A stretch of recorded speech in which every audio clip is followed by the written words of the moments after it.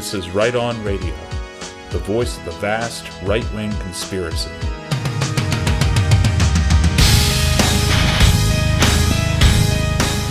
Welcome to Right On Radio. My name is Daniel Friedberg. And I'm John Morgan. And I'm Jonas Tegeer. The topic of today's program is the alternative right. Joining us today, we have Richard Spencer from the National Policy Institute and Radix Journal. Richard has been an activist on the American right for the past 8 years. And today, he is the director of the National Policy Institute, as well as the website and journal Radix, and the publishing house Washington Summit. Welcome, Richard. Well, thanks for having me on, Daniel. I'm glad to be here. Could you tell us a little bit about your background? What made you end up in the alt-right, and even, as some people say, coin the term alt-right and so forth?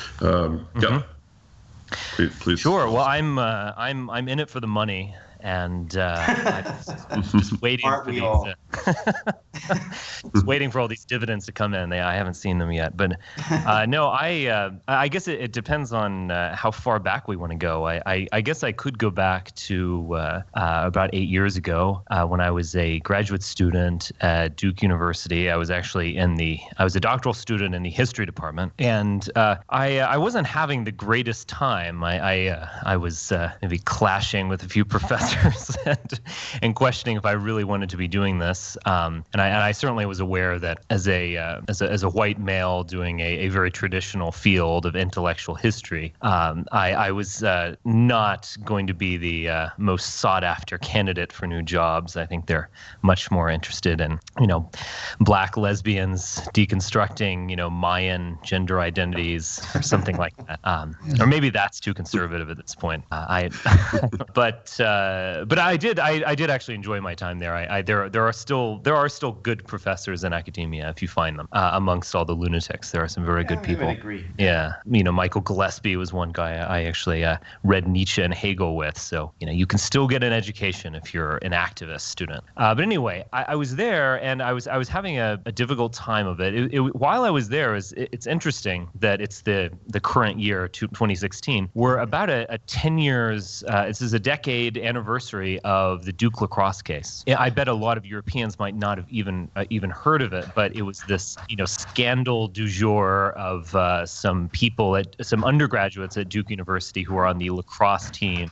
They were all white, very jockey athletes, and they were accused of gang rape of a black local woman. And it was really one of the most intense witch hunts I had ever seen. And the case was thin to begin with. It fell apart, and it was soon revealed that the woman made the whole thing up and was rather a bit psychotic, to be honest. She's now in prison, but not for this case, for other things. Nevertheless, it was a huge scandal on campus. What I think might have been the bridge that brought me into the world, there are a lot of deeper causes. I was very interested in our ideas since I was in undergraduate in college, really. I'd been reading, traditionalist works, reading race realism, like Jared Taylor and people like that. So I was thinking about all this stuff. But I think what might have been that bridge to being an activist was writing about the Duke lacrosse case. And I actually wrote an article for a magazine that's still around called the American Conservative Magazine. And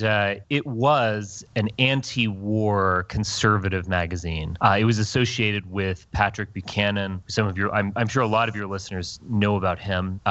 He's a journalist and sometime politician in the United States. It was also associated with a very funny man, a really charming man named Taki Theodorakopoulos, who's a man about town and gadfly and socialite type. And they created this anti-war conservative magazine right at the height of the Bush administration's power and also the power of neoconservative journalists and bureaucrats. And so it was actually quite a brave thing, and I admired them. I was very much against the Bush administration and the Iraq War. I hated it all.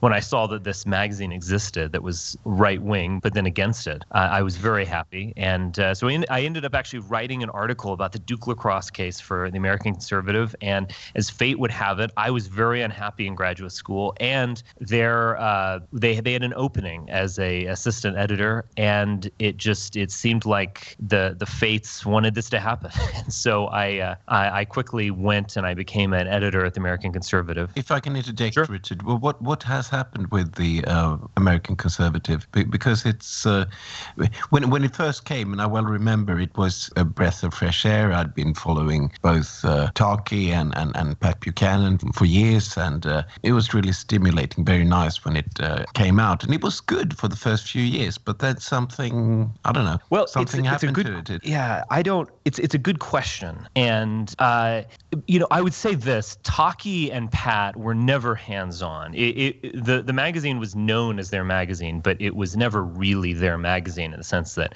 they were editing it or even directing it.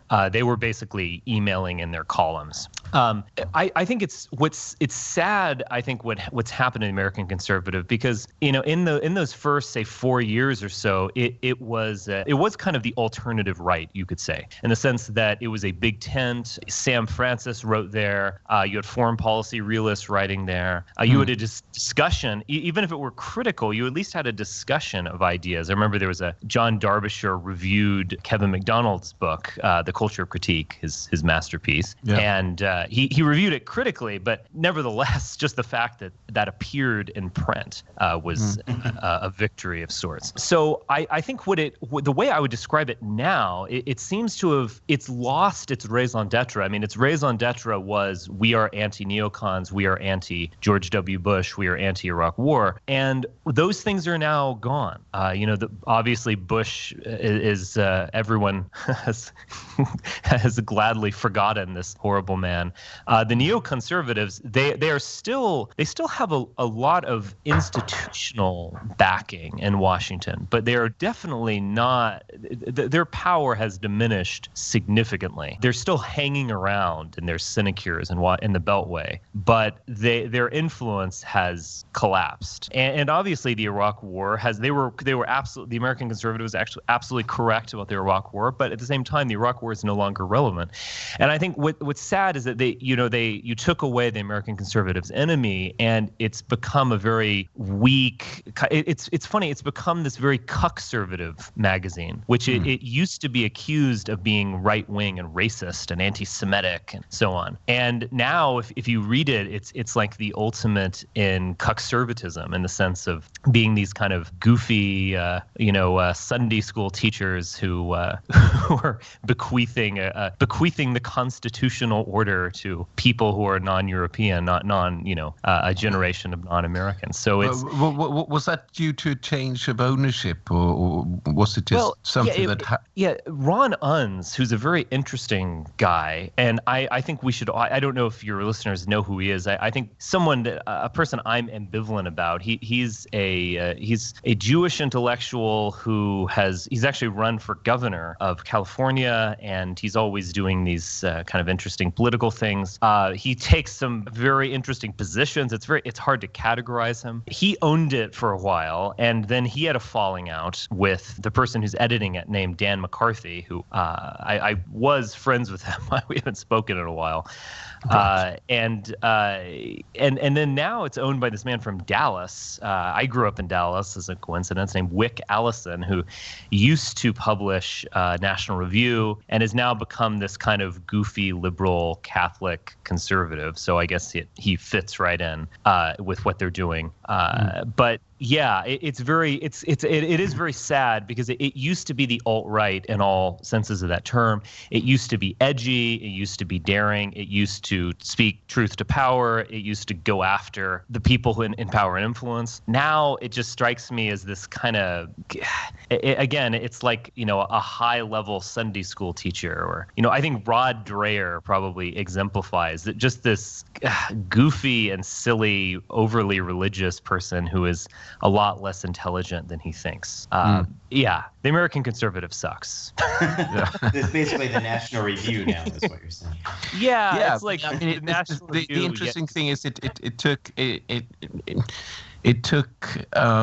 only so many years for the American Conservative to develop the same way as the National Review eventually did. Even though it might not have been great in the first place, but it certainly meant something. Yeah. Yeah, I absolutely agree. I think the way I would describe it, if I were to describe this cause, it's that they took away its enemy, and when it had an enemy of being anti-neocon, anti-Bush, anti-war, there was a certain energy, and when you took that away, they never ultimately knew who they were in the first place, and so it regressed to this kind of vague traditionalism, and traditionalism with no consequences. I think that's why I use this Sunday school teacher metaphor. It's just there's no bite. They're not attacking anyone. No one really cares. I mean, you can talk about how you want to revive, local communities and something. You're not really going after anything, and you don't have any enemies. It's you should make enemies in this world. I mean, you shouldn't make everyone your enemy, but if you don't have enemies, that's usually a sign that you're not really pursuing something that's cutting to the heart of the current zeitgeist, and you're not really pursuing a critique that is challenging the current order and power. It's true. I mean, look, Richard. I mean, I know people who are still out there, still active, who are completely lost after the Cold War ended. Yeah. Still. I mean, these people are still around, so I know exactly what you're saying, and you're completely right. Mm-hmm. Well, let me ask you, Richard, though, was there ever a time when you thought of yourself as sort of just a conservative, or have you always kind of identified more with what we might call the radical right, like the one that's really, wants to challenge the very foundations on which Western civilization is built on right now? Yeah, I mean, definitely the latter. I could say I was a conservative of sorts when I was in high school, when I was a teenager, and just in the sense that I rooted on Republicans, and I thought liberals were stupid, and wimps, which is, I think, a perfectly adequate position for a teenager to hold, Oh, yes. And so I remember being excited, actually, in the early 90s, getting excited about some of these things that were very similar to the Trump phenomenon, getting excited about Pat Buchanan and Ross Perot in 92. I remember even getting excited about David Duke, who was running for governor in Louisiana, and then had some presidential aspirations there in the early 90s, and was really made his name. So I kind of had a certain instinct for these right-wing populist anti-establishment types. They always really excited me. But yeah, I was basically conservative then. Once I went into college, I was not. I probably, the last group I would ever join would be the campus Republicans or something like this. Well, that's good to hear, because I always hated those guys when I was at university. Yeah, just look how they dress. That's all you need to know. But anyway, no, I was very interested in basically everything but that. I was directing these theater productions that I was doing, these avant-garde Shakespeare productions. Like we did I designed this really kind of modernist white box with modern dress version of Twelfth Night, and then I did this Hamlet production where we cut the script up and we performed Hamlet in like a very odd order, where you started to have new. It's like William Burroughs or something. Yeah, I was very interested in Robert Wilson actually at the time, but anyway, it was you started to see different parallels with the script when you were twisting it around, kind of putting it in a bag and shaking it up. People would play multiple characters. It was extremely pretentious. I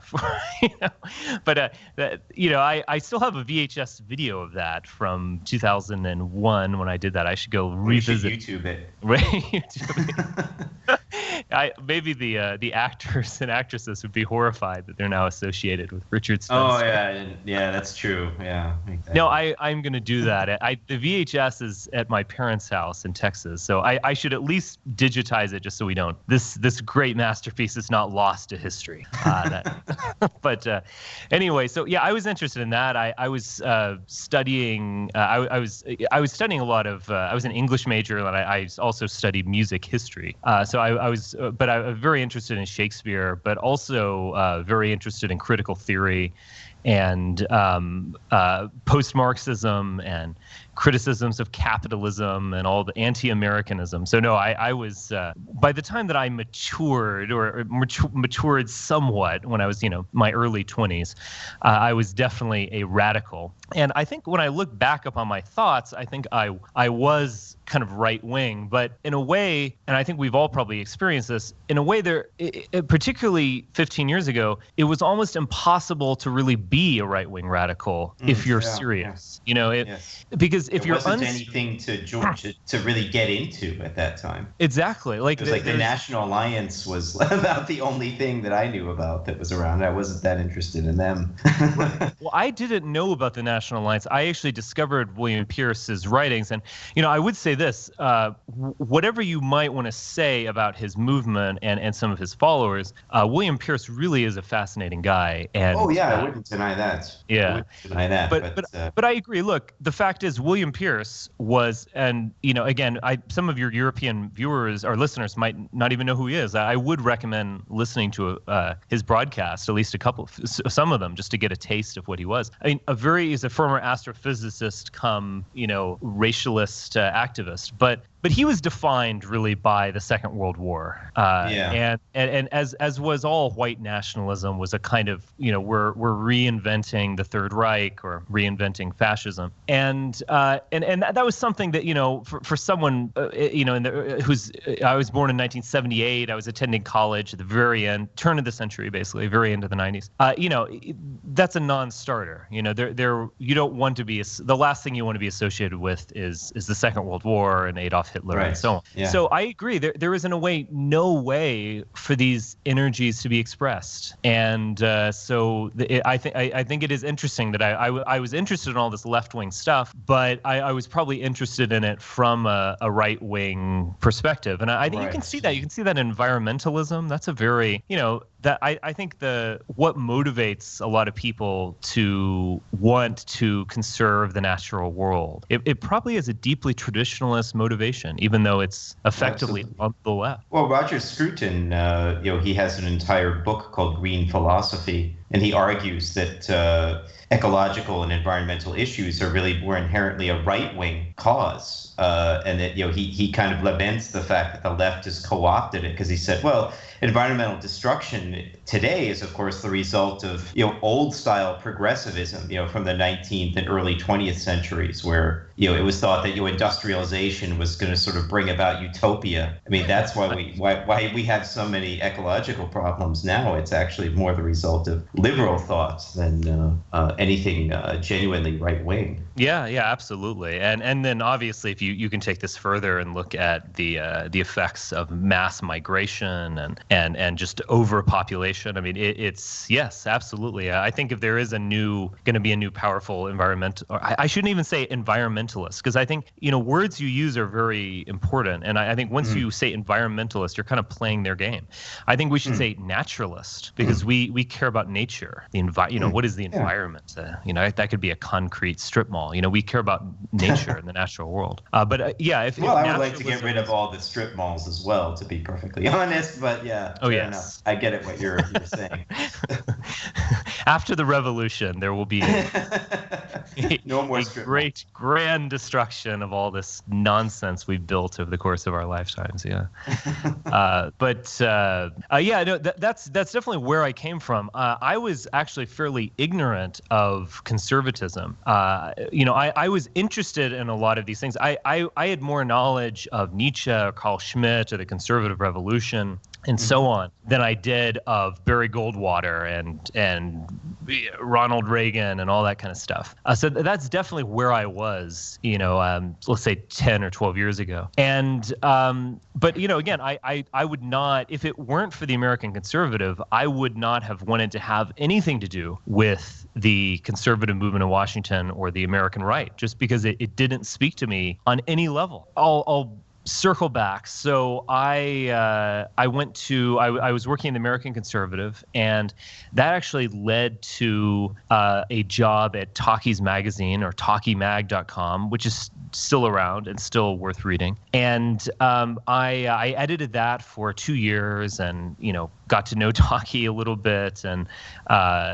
lived in New York City actually for the time. Yeah, it was a very fun time. And I think if you look back at my trajectory, I think you could definitely see this clear. There's an arrow pointing in one direction where, in 2008 when I was editing Talkie's magazine, it probably was a lot like the American Conservative. It was a kind of paleo conservative or populist or certainly anti-war and things like that. I think you can tell by 2009 that I was moving much more in the direction of race, of taking that seriously, talking about it explicitly, much more in a direction of being interested in, say, the French New Right or the European New Right. And again, before Arctos, it was very difficult to be, if you were an American or an English speaker, it's very difficult to be interested in the French New Right. I had to, in a way, read about them in things like Telos or some things online. Tom Sunich's book, which for many years was the only thing there was in English. Exactly. I have the earlier edition. I have your edition as well, but I have the earlier edition from like 2002, where actually Samuel Francis wrote a blurb for it. It was kind of very interesting. But yeah, it was very difficult to be interested in people like Faye or Alain de Benoit and all the others who are associated with the French New Right. And I know there are lots of different fractures within right-wing movements, as there are. But obviously, you can say the French New Right, you know what you're talking about. And so anyway, I was very interested in that, and so you could see a trajectory with Talkie's magazine, and I think by the end of 2009, I mean, Talkie's magazine was becoming a fairly new right, traditionalist, race realist type online publication, and it was about that time when I started using the term alt-right and or alternative right. And what I meant then, I think the term now has a slightly different meaning, but what I definitely meant then was we are a right that is in opposition to the American conservative movement. And we are liberating ourselves from the legacy of William F. Buckley and Goldwater and Ronald Reagan and so on. And we're going off in new directions. And some of those directions might be race. Some of those directions might be, say, like radical anarchism. Some of those directions might be the French New Right, and so on. But I thought this term was useful just because it immediately expressed that we are something else. And so it's kind of like alternative music or other things. It says we are going off in a different direction from the mainstream.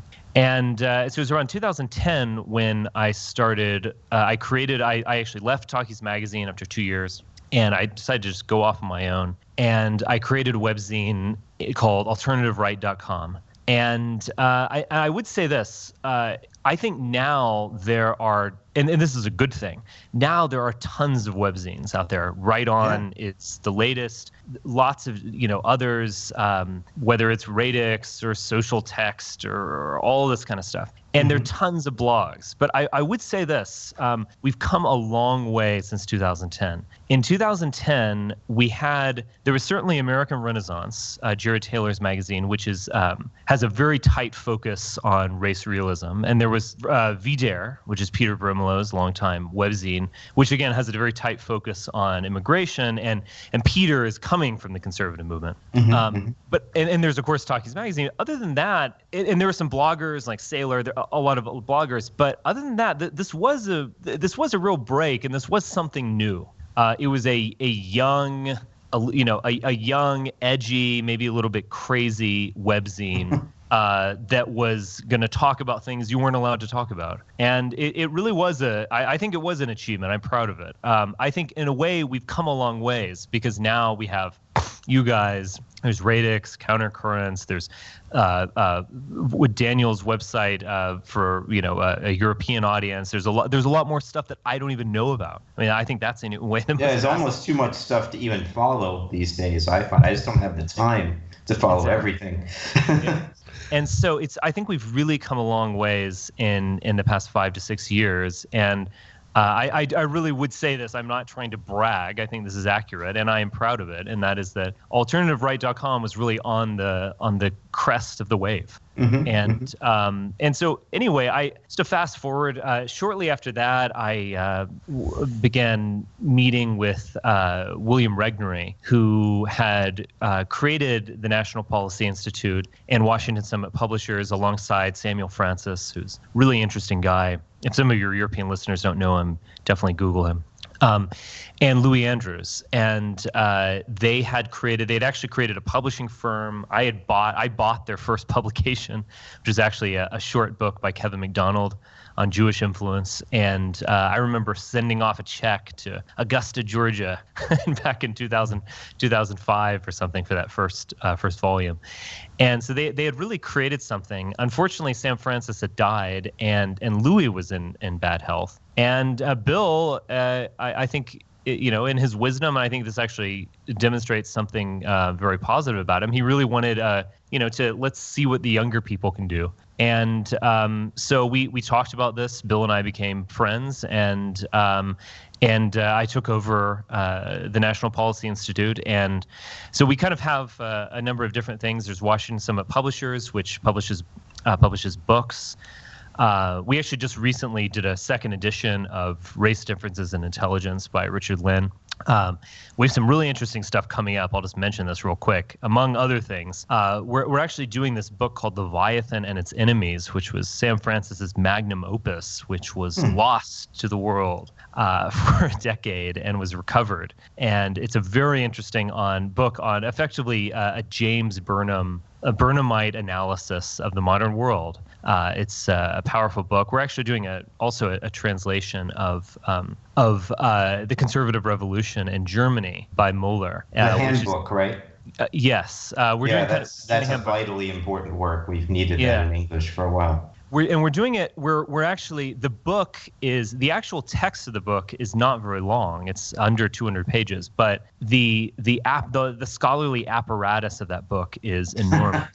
It's about 1,000 pages. I have the German. Yeah, I have it as well. It is a bookstop. So we're basically, what we wanted to do now is we wanted to dispense with that apparatus and just publish the text and publish it as an introduction for English-speaking readers of this, important movement. So it's going to be a lot shorter. Yeah, it's going to probably be around 200 pages or so once we do the index. So that's coming out. We actually have a new edition of Homo Americanus by Tomislav Sunic that's coming out. So we do stuff like that. And there's Radix Journal, which kind of AlternativeRight.com kind of morphed into. It's very funny. I kind of wanted to get away from alt-right for a while because I thought that, an alternative to what? What is this? And right wing, or aren't we playing into this, false right-left dichotomy? And so I like the idea of Radix. It's a generic name, and I certainly like the idea of calling ourselves identitarians. I think that's also a very good term, and it kind of expresses who we are. That's actually something I wanted to ask you about, because I know for a while you were promoting the idea of white nationalism, but I think you said during the conversation we had on Red Ice a couple of months ago that you're more interested in this identitarian concept. Maybe you could talk a little bit about how that morphed from one into the other. I don't know if I ever really promoted white nationalism. Again, the problem with the terms is that they have so many different connotations that's always been my problem with it. Yeah, that you don't know exactly what you're talking about. I would say that, alt-right, in my own personal trajectory, alt-right was this kind of declaration of independence of, we are going to do something. We are not the conservative movement. And identitarianism, I think, which I was only exposed to a few years ago, really. I think it's a really excellent way of conceiving what we're doing. And in the sense that you have to answer that question, who are you, before you answer any other questions. And I think it's also, it's a very powerful idea and a radical idea in the sense that it's getting away from, you could say, traditional nationalism or ethno-nationalism. which are based around the nation state or based around, whatever nation state is currently constituted in the world. And these things change, as we know. And it's really about thinking of having identity in different ways than that, where you have a deep primordial identity that really is race. And more than just genetics, it's about myth. And this is an identity that Europeans, whether you're Slavs or Latins or Germans or Scandinavians, that we do share this deep primordial core. Well, that's actually something I wanted to ask you, though, is what do you think identitarianism would mean for an American? Because, to somebody who's French, Hungarian, Swedish, their identity is quite obvious, but I think it's a much thornier question in the U.S. because, of course, we can't call upon that, most of us anyway, whose ancestors came over long ago, we can't call upon that older legacy, and most white Americans can't relate to it anymore anyway. So what do you think identitarianism means from an American perspective? Yeah, I mean, I would say yes and no to what you just said. I mean, I think what you're saying is obviously true in the sense of one of the reasons why Americans like you and I love Europe is just you feel like you're in an older place.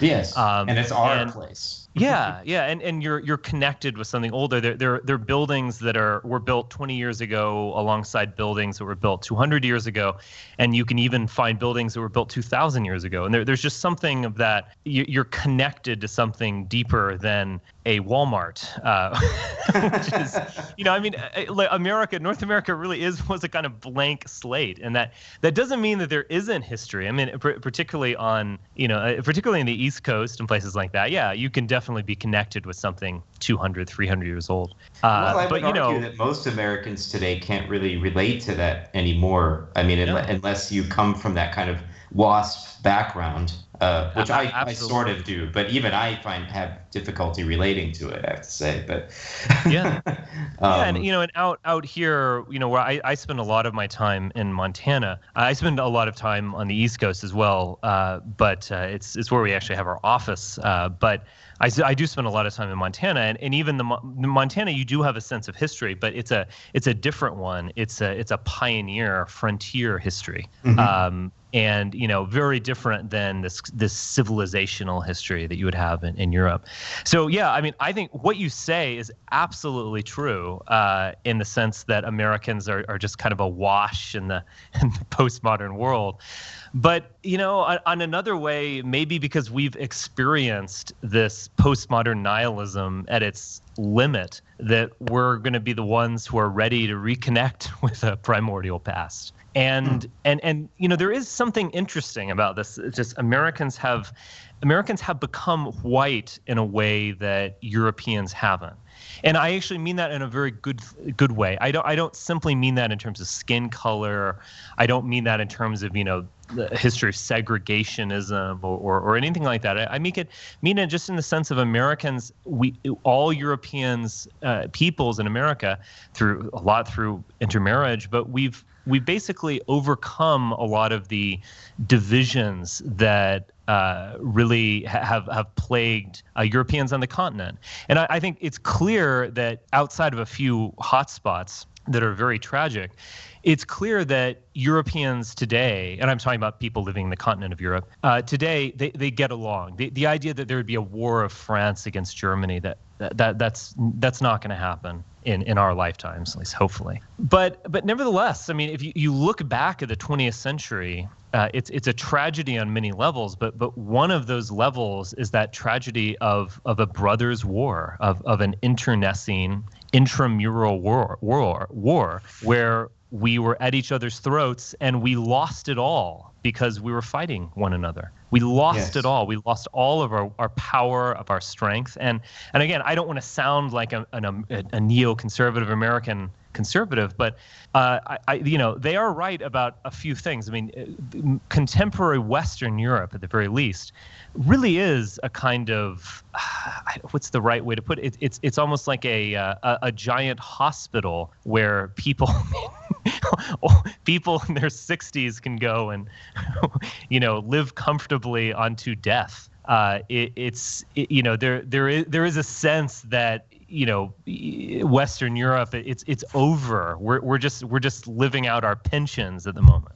It's the end of history here, you could say, in a way. Yeah, absolutely. And weirdly, maybe it's more of an end of history than in America in certain ways. So it's, again, this migration crisis has thrown a wrench into that. And I think things are changing. Definitely. But I think you all understand where I'm coming from. Yeah, sure. So what I find interesting, though, is both of you, John and Richard, you talk about whiteness as something sort of that goes without saying still. So what is really? I don't really like the term, I have to say. I just used it out of convenience when I referred to white Americans.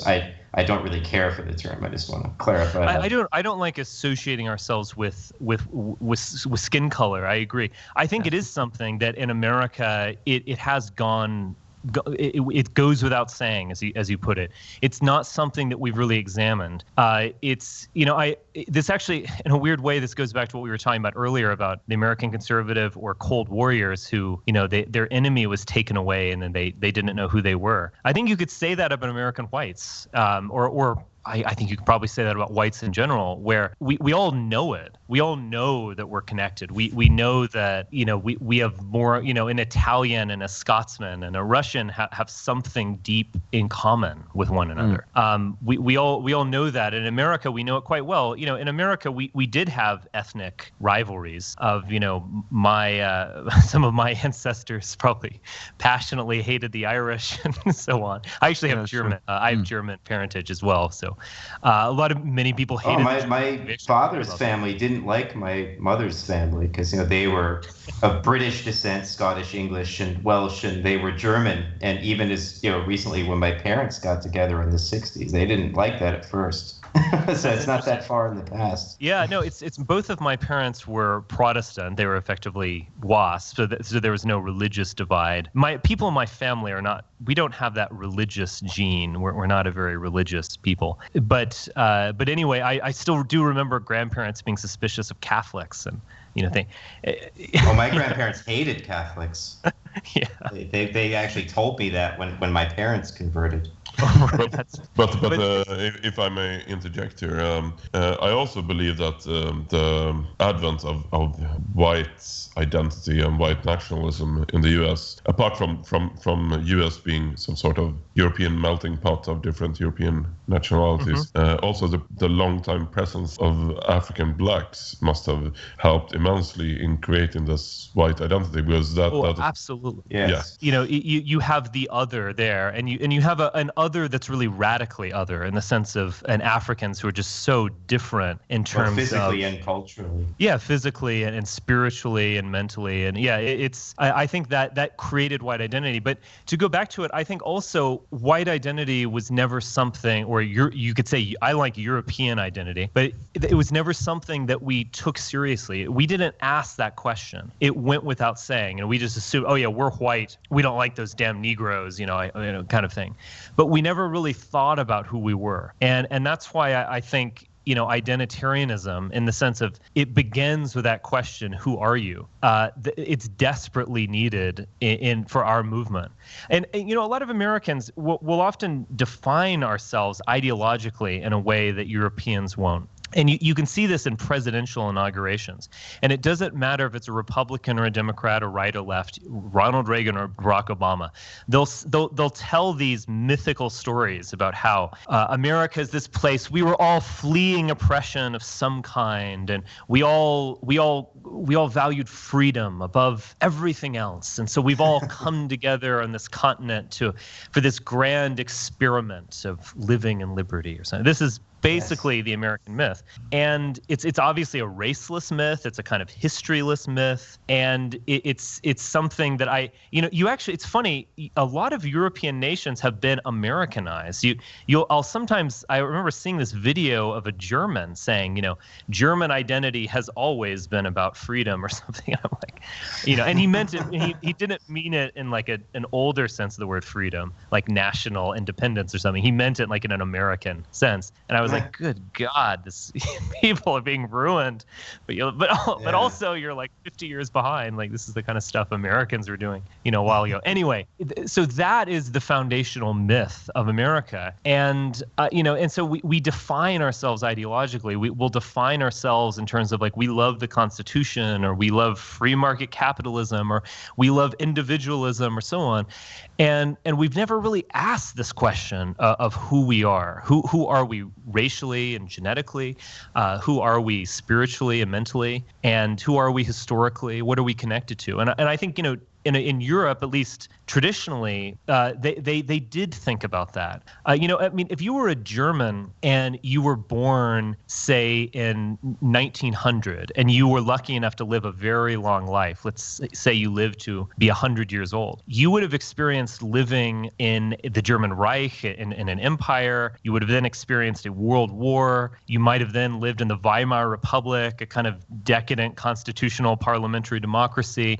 Then you experienced a fascist dictatorship for a dozen years. And then you might have, if you're in the East, you might have actually lived under a communist dictatorship and been part of a Soviet or Russian empire of sorts. And then in 1989, 91, you became a kind of Western, you lived under an American empire of sorts. And you experience all these different regimes, all these different ideologies, but you are still German. And that word Deutsch, which doesn't just refer to the German nation state, I should point out. Deutsch has a much deeper history, but it has a meaning. There is an identity that persists throughout all those regimes. Americans, it's almost like we've become obsessed with our regime and not our identity. Where, what does it mean to be an American? You love the Constitution, you love freedom. Well, it's the founding fathers. Yeah, and the founding fathers. They're like practically saints or divine prophets now in some people's eyes.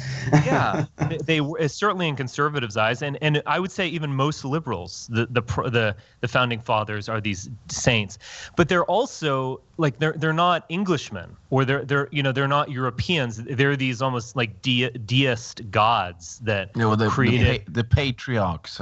Yeah. The church fathers. They're these like deist gods who created this mechanism, a legal mechanism of the Constitution. And so anyway, I think in this context, identity is vital, and I think this is important for white Americans. It's not just about being white in the sense that, oh golly gee, we have high IQs and we're less prone to crime than blacks or whatever. It's really like, it's not about that. I mean, it is that those things are real and certainly important, but it's not really about that. You're part of that American story, but you're also part of a much deeper European story. And I think that really is, that's why identitarianism is a kind of, it is a radical departure for Americans. But then, I guess I am, it's just because I am this Hegelian, I always kind of flip things around. And, at the same time, it's almost like Americans are ready for it. In the way that Europeans aren't, because sorry. I mean, I don't want to be sort of obnoxious, but I can't help but sort of feel that it all boils down to still what one would call white nationalism just as well. Even though you might not sort of care for the term, I don't care for it either. I don't oppose it, but I've never promoted it, so it's not that. But basically, that's sort of what it's about. It's synonymous, isn't it?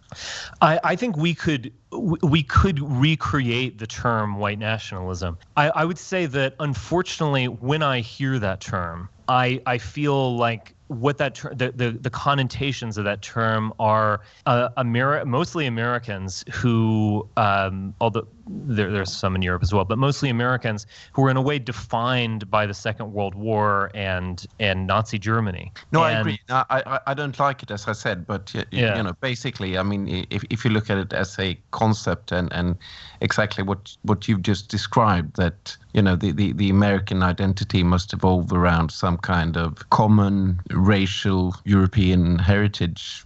I think maybe the fact is that there aren't significant differences really between people of various European ethnicities in the U.S. anymore. I mean, put an Italian American or an Irish American or a German American side by side, unless their families came over very recently, which is unlikely these days, there's really not going to be any significant differences between them. Yeah. No, and I mean, and that's just my point. So I mean, so there's nothing really wrong with the term as such, white nationalism, except for the fact that we all find it sort of distasteful in one way or the other, because it's got sort of. I don't think it should be applied to Europe. No. Right. I mean, look, this is the big question, because obviously a white identity exists in the United States. It does exist in Europe, but European senses of identity are still channeled through these nation states. And in the more sense than that just America, that, there's also language and history and culture and so forth. Yeah, I mean,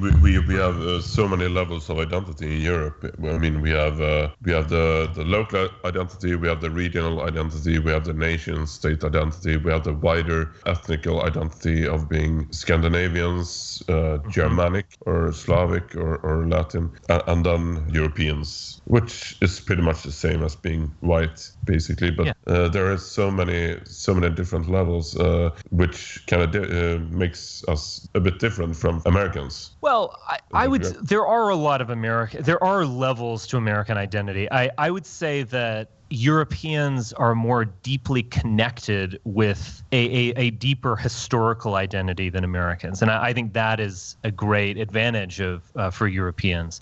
There are, believe it or not, I mean, not all American, despite what my caricature that I might have put out, not all Americans are this homogenous blob of obese consumers who live in Kmart. Sure. There's certainly plenty of them, but. Right. There are clearly regional identities. Like there is a Western identity that, in a way, it stretches from Arizona up to Canada. People who are more likely to resonate with like the rodeo and a certain outdoor spirit. There's obviously like an older East Coast identity. So these things do exist, and I think this is where identitarianism really is at its best, when it recognizes that you have all these different pulls, you could say, or motives, where you do have a broader European identity, you have a local identity, you have a regional identity that is actually transnational, and you have a linguistic identity, and so on. So I think that's in a way where identitarianism really is a positive ideology, in the sense that it recognizes these concentric circles, or you could say levels. Again, I think the fundamental problem still is, for me, this notion of ethno-nationalism or ethnic identity, where the fundamental friend-enemy distinction is within our race, and where, again, Germans are at the throats of French, and vice versa, or Englishmen are fighting the Irish, or Britain is fighting France, or Britain is fighting Russia, and so on. But I think that's already, at least in Western Europe, that's already pretty much dead. I mean, I'm sure you can find people who cling to these old rivalries, and you certainly can in Eastern and Central Europe. But I mean, I really do think that's already passé in Western Europe. You don't. And I think in a way that is a great thing, and it's in a way kind of like the flip side of this end of history Europe that we're talking about. Yeah, but they haven't had to undergo a deculturation in order to achieve that. I mean, Germans and Frenchmen are still distinct, yet they don't have this friend-enemy, divide between them anymore. So I don't think one is contingent on the other. Oh, I don't think one is contingent on the other at all. I think that the way I would put it is that this is kind of the silver lining of decadent Europe, is the fact that we are getting closer to what Nietzsche talked about in Beyond Good and Evil, a homogeneous European man. And again, I think all of us would want, a lot of a great variety, where we really do have different different mentalities, and different people, and different cultures, and different cuisines, even, different. I think that, that's what makes Europe wonderful, is that you get on a train, and when you can cross from Switzerland to Italy, and it just takes a couple of hours, but you're in a new world in a way. I think that's a wonderful thing. Yeah, but they've managed to make diversity a bad name, So right. No, it's true.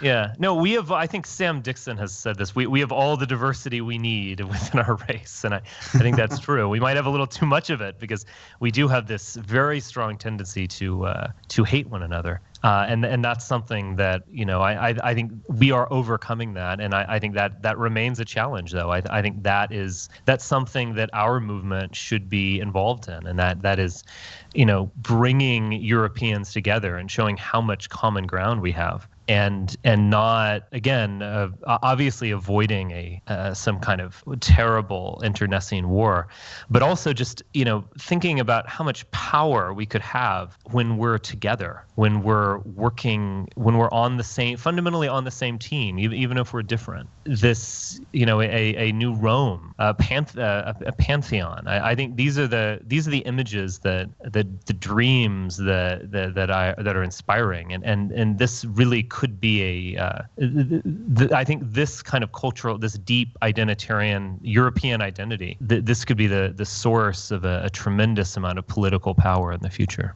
Yeah, I think we would agree. And I also just wanted to mention, Richard, I'm very glad that you've adopted Jared Taylor's pronunciation of white in your discourse. As I've joked, I think we should maybe start referring to other people as blacks or the Jews. So to kind of switch topics a little bit, we have something quite unique going on in the US right now, which is the American primaries. And of course, I'm referring to one particular candidate, Donald Trump. And we can see how the establishment, especially the Republican establishment, is doing their best to stop him in every way possible. And I'm very curious to hear your perspective on that, Richard, as an American. Well, sure. I mean, I didn't know what to think about Donald Trump when he first announced. And I think a lot of these criticisms of Donald Trump that you'll hear from the mainstream media, that he's, an egomaniac, or he's narcissistic, Trump only cares about Trump, he's vulgar, so on. A lot of those criticisms, we should admit, are true. And probably are true of just about any politician who's in the race. That's true. He's just more open about it. Yeah. Yes. Yeah. But so I would say that those are true. And so when he first announced, I didn't really know what to think of him. But I fairly quickly began to see that this wasn't just a vanity project. Let me phrase that differently. Even if it is just a vanity project, the meaning of Trump and the wider implications of Trump movement are much bigger than just the man. And I began to quickly understand that, wow, this is something that is really positive. And I think it's positive on a number of different levels. I think on one, just the most obvious level is just that just because he has this just gleeful disregard for political correctness, he's just opening up space for discourse. He's not playing by their rules. And I think that is that's an end in itself. I think that is a very positive thing, and it opens up space for other things. I think just a lot of his policies, and I shouldn't say that, it's not just his policy. Just this fact that he defined his candidacy very early on about immigration. And he'll ask things like, are we a nation? If we are a nation, we must have borders. He's really bringing up this national question in a way that conservatives just never do. Conservatives will bring up, if we're Americans, we believe in free markets.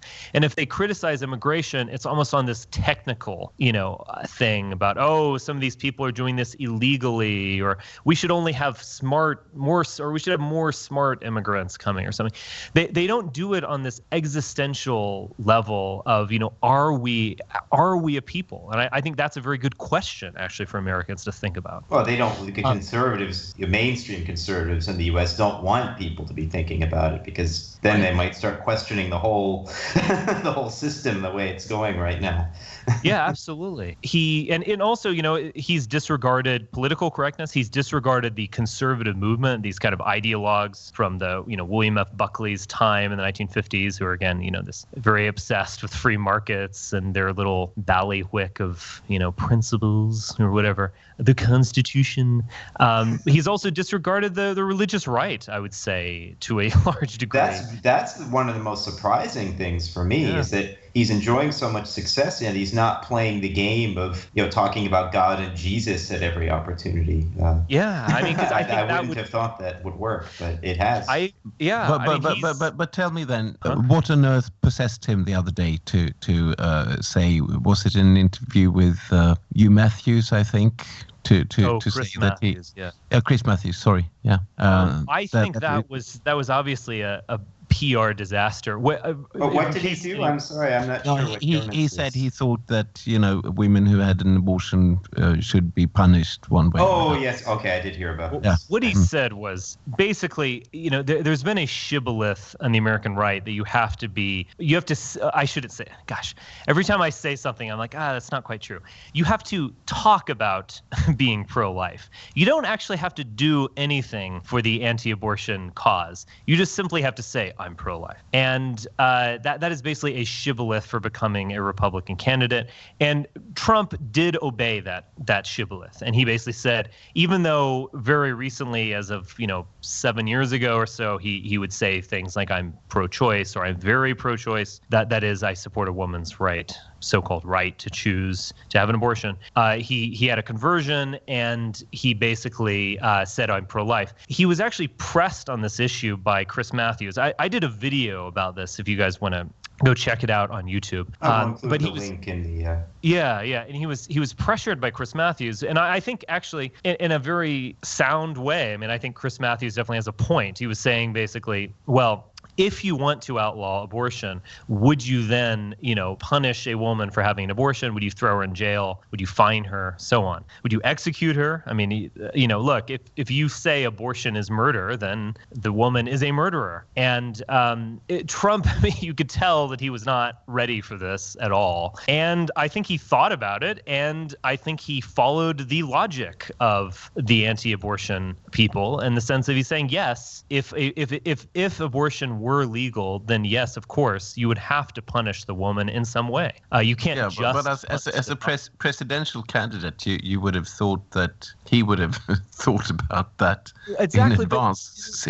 This is such a contentious issue, yeah. But in a way, I almost respected Trump on a certain level because he actually took those ideas seriously. I mean, no other candidate, if another Republican would have said, "Oh, the woman is the true victim of an abortion," or some nonsense like that. But Trump didn't, and he spoke his heart and mind. I mean, look, if you're going to be anti-abortion, I mean, one reason why I am not a pro-life is for this very reason, is that you're going to simply have to punish women for doing this. And anyway, he backtracked and he basically said that no laws will be changed. And I think that effectively in America, that's what people want. We've reached a kind of status quo with abortion where I think most people don't want the laws to be changed. It is actually interesting. Their abortion rates are actually declining for reasons that I don't even quite know the answer for why the reasons for why the abortion rates are declining, but they are. Anyway, so that was a true gaffe on his part, and I think the definition of a gaffe is when you accidentally tell the truth.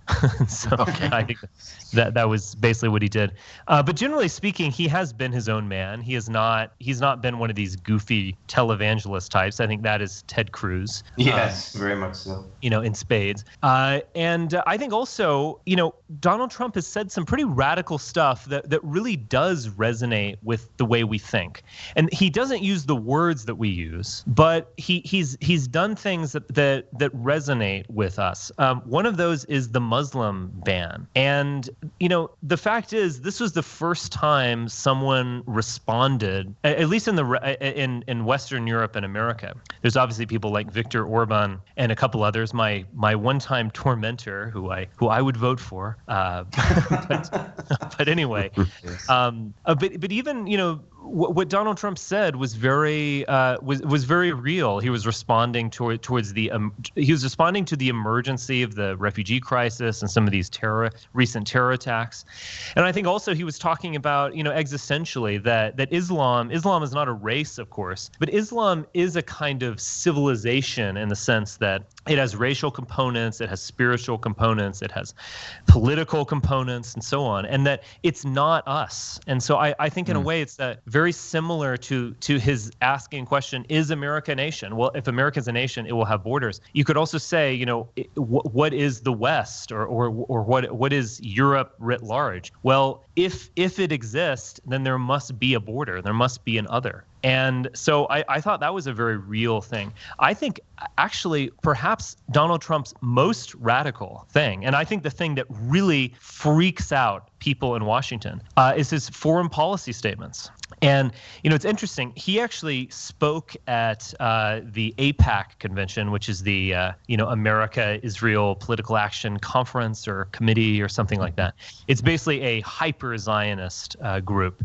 Yeah. And he basically spoke there. And he's a great orator. And so he usually does not have a scripted speech. He did have a scripted speech. And he basically said some real boilerplate stuff. To be honest, it was not even the most hyper-Zionist thing I've ever heard. I agreed with a lot of what he said, terrorism is bad kind of stuff, not anything major. But then he went and he had an unscripted conversation with the Washington Post, which is a huge newspaper in the United States, long history.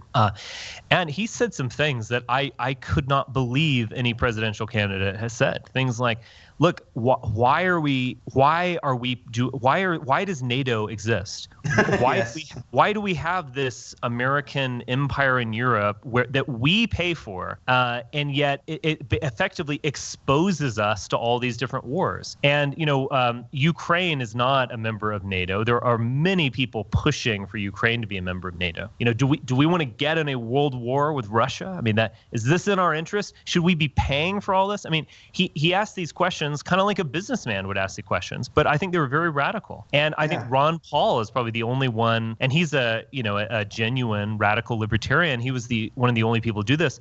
And remember, in the United States, the president he's not the prime minister. He's not the leader of the parliament. He is the executive. So he executes laws. He does not make laws. However, the president has a tremendous amount of power in foreign policy, to make foreign policy. So this is something that I don't know if Donald Trump would change the world in terms of laws if he were president, but he actually would change things pretty dramatically if he were president on foreign policy. I think he would, in Syria, I think there would be no more saber rattling. I think he would give Russia a fairly free hand.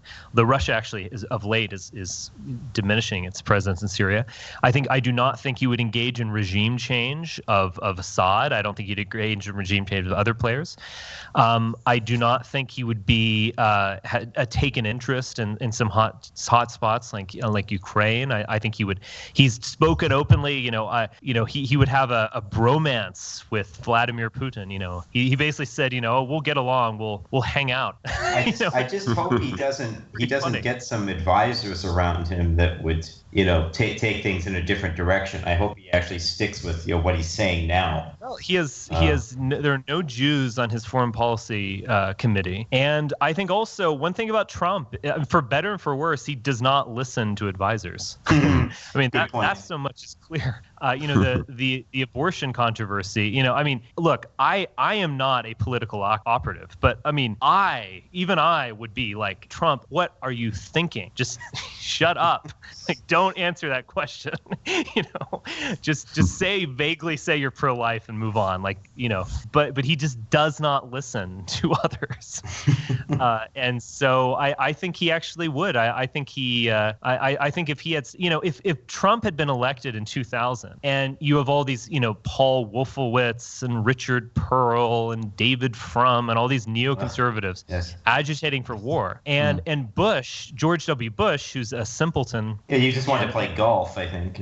Yeah, go to the ranch. And he's just right. He's uneducated, and he wants to kind of, in a very simple simpleton way. He wants to like, oh, we got to do something about this, kind of thing. And I think Trump, he would have listened to those people and then would say like, wait a second, what this Iraq war, like what's in it for us? Like, why are we doing this? This doesn't make sense. I don't like you guys, and I think that's basically how he operates. And so I think in a way he would be a radical new departure for foreign policy. But I would just sum it up with this. I have the hatred towards Trump amongst conservative activists, people living in Washington, is tremendous. And I think what they fear about him fundamentally is that he is independent of them. He's not bought by them. He doesn't owe them anything. He doesn't listen to them. He doesn't speak their language. And I think they fear, and I think they probably correctly fear, that if he were elected, he would be independent of the conservative infrastructure, the religious right infrastructure, the policy wonk infrastructure. That their reason for existence might evaporate. That they're not influencing politicians, and so they can't claim to be necessary. He sort of exposed them as it's sort of like he's showing that actually we can get along without them, and they've built up this myth over the last 60 or 70 years that they're really needed. Right. I mean, well, that's fair enough. But Okay, Richard, do you think at the end of the day that he stands a chance against Hillary, because it's most probably going to be them too in sort of the final? Well, I'll give you my assessment. Now, keep in mind that whenever I make political predictions, that's usually a sign that I am wrong and that you should go to the other side. But let me say this: I actually before he has to face Hillary, he really has to run a gauntlet of Republicans. But I will make this prediction. I think he will run that gauntlet. I think he will get the Republican nomination. So do I.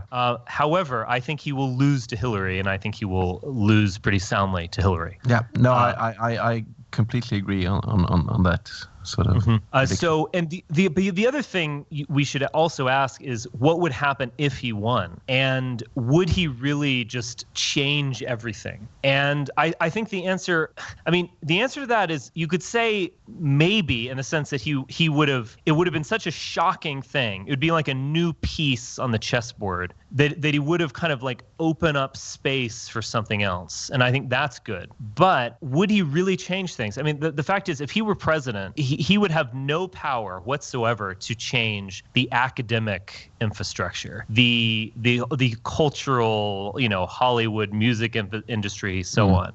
No chance. Or even domestic politics much. Yeah, domestic legislation. Remember, the president is an executive. He is not a legislator.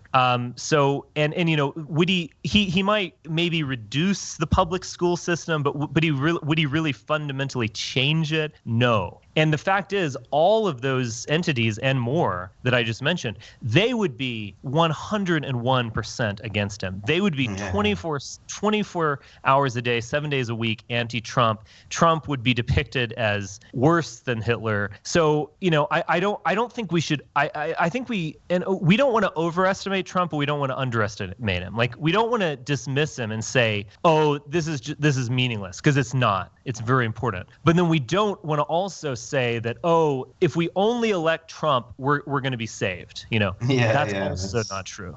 Something that makes me curious is what makes you think he will lose against Hillary? Because that is, in my view, an easy victory, because Hillary is so corrupt. She has so many scandals, and Trump is a person who speaks his mind. He will certainly bring all of these things up to the forefront of all the presidential debates if he gets a nominee. And besides that, he's much better at rhetoric than Hillary. And also, just to add to this, Hillary is not really in good health. I mean, she is obviously she has a sort of stroke or something, and so I'm not so sure he would lose to her. So yeah, please Tell us. Well, I hope I'm wrong. Obviously, I would vote for Trump, and I think a Trump presidency would be amazing because it would almost be something like a civil war in the United States. Like the amount of hatred would be so high that maybe it would be a great thing. Like it would make Bush look like Prelude. Yeah, exactly. And I agreed with most of the people who were anti-Bush. I thought that's true, but this would be much more radical. There would be. It would divide the country to 1,000 times more degree. Absolutely. Black Lives Matter would be out, every weekend there would be a new, protest/riot in a major city. I mean, it would be, wow. It would be great theater, and it might push us towards something. It might push us towards a breaking point. I don't know. And I will certainly vote for Donald Trump. But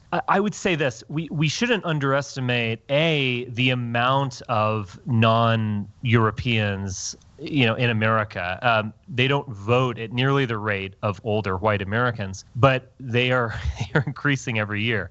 What you've actually seen is that the percentage of the percentage of whites within the Republican Party basically ticks up every election cycle. It ticks up by 1 or 2 points, where the Republican share of the white vote is much higher than it was in, say, 1980 for Ronald Reagan. Mitt Romney got a greater percentage of the white vote than Ronald Reagan did, certainly. And so politics is becoming racialized. And so that you could say that's good for the Republicans in a way, but then it's also bad in the sense that you have this just large swath of people who would never vote for him.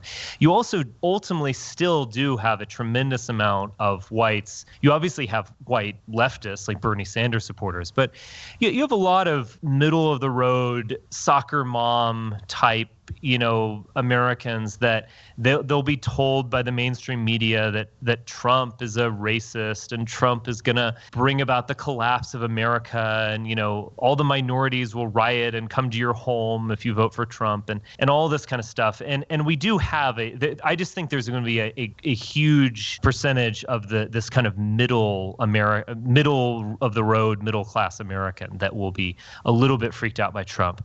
I do think that Trump will activate and energize a lot of people who would otherwise not vote and who otherwise might vote for the Democratic Party. I mean, it's kind of interesting. You have a lot of, Trump did well in South Carolina, Mississippi. He's doing amazing in the Northeast, all these kind of Democratic strongholds. I mean, maybe he could flip a state that would normally go Democratic. I mean, these things are all now in play. And I think he would energize a lot of new people and a lot of former Democrat voters. But again, I think overall, and particularly if I just look at head-to-head matchups right now, granted it's early, but Trump is losing pretty big to Hillary in head-to-head matchups. But I think Ted Cruz would also lose big for different reasons. Ted Cruz would not activate, former Democrats or people who don't vote. I'm a person who usually does not vote, but I would vote for Trump. I would never in a million years vote for Ted Cruz. I was going to say, Richard, I remember not too long ago you were kind of castigating people on the alt-right for wasting their energies by participating in the electoral process, but you'll make an exception for Trump. Well, look, I normally would agree with myself, and I don't think that we should waste time with Ted Cruz or Mitt Romney. Trump really is a new piece on the chessboard, and I agree. And I think we've got to take this opportunity. I don't think we should start becoming Republican fags and we just support everything they do, and they put up some totally stupid candidate like Ted Cruz or Carly Fiorina or Jeb Bush. We're like, oh, good, he's the right-wing candidate. Lots of liberals hate him, so he must be great. No, but Trump is a wild card. I mean, I'm using all these kind of metaphors like wild card or a new piece on the board. I really do think that he changes things. And so in that sense, I think we should kind of jump on this opportunity. And but again, I do think that if we look at head-to-head matchups, I think he's losing by about 10 points to Hillary.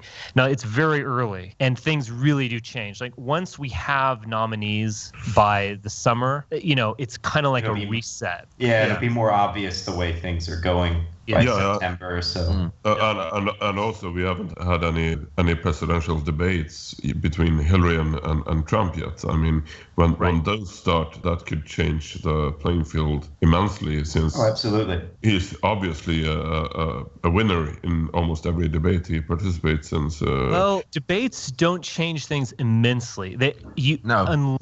Unless you really screw up, and there have been a few examples of that. But a debate might get you around the edges. But I think, as John mentioned, once let's say late August and early September rolls around, I think we will more or less know what's going to happen.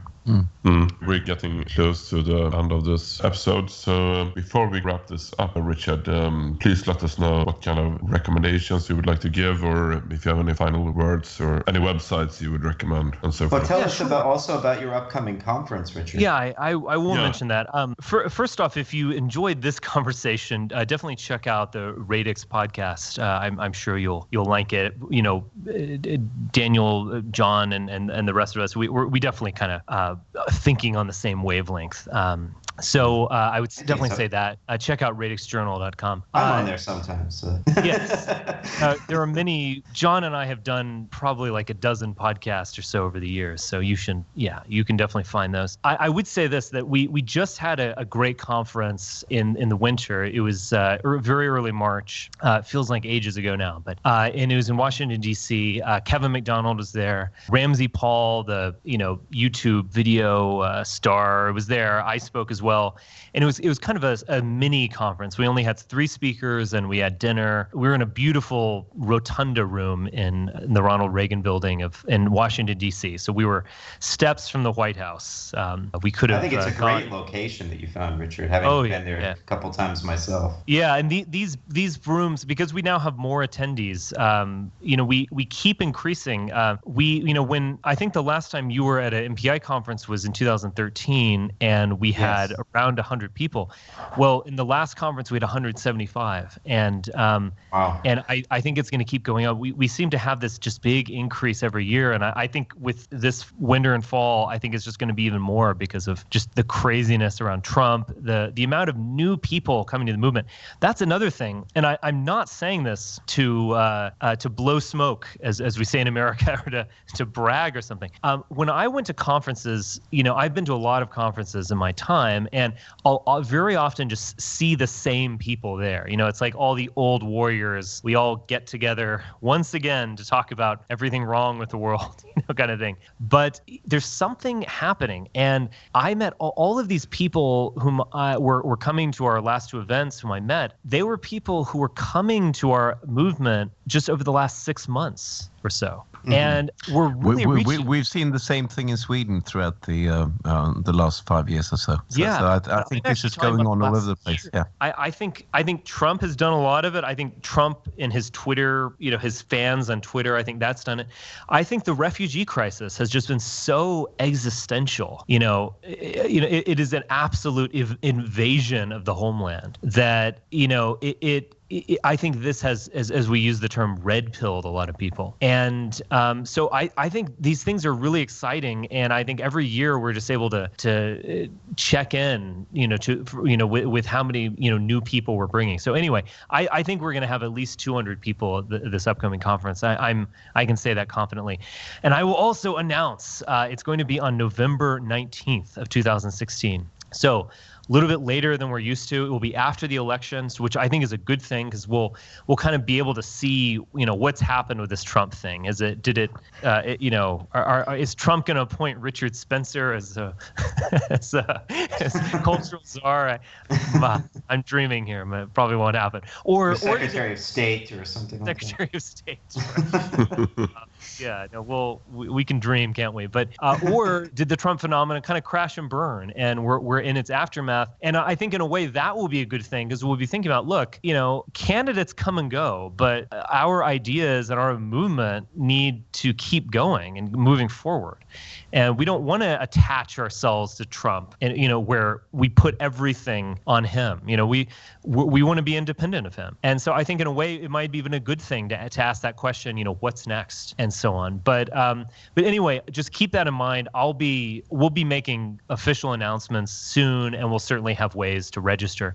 But I would particularly say this: I'm particularly interested in Europeans coming. I know you guys, Right On, is more of a European audience. It's fairly easy to get to Washington D.C. from Europe. It's in a way not even more difficult than flying to Moscow or flying to London or something. There are a lot of different airports. DC is the belly of the beast, but it's also actually a pretty fun place in terms of restaurants and going out. And you'll just have a couple hundred shitlords from around the world all in one place. So it's going to be wild. So I definitely would be very, very happy if more Europeans came, because I think that's important. It gives this quality to our movement that it's this is an international movement, and this is a movement that is, in a way, we care more deeply about Europe than we care about America, and I think that's true. And so I would definitely encourage Europeans to make the trip and meet some new friends. Yeah, I'd like to try to make it as well if I can. Very good. Yeah, and I'm sure many Europeans will come, and maybe you break a new record this year in terms of participants. And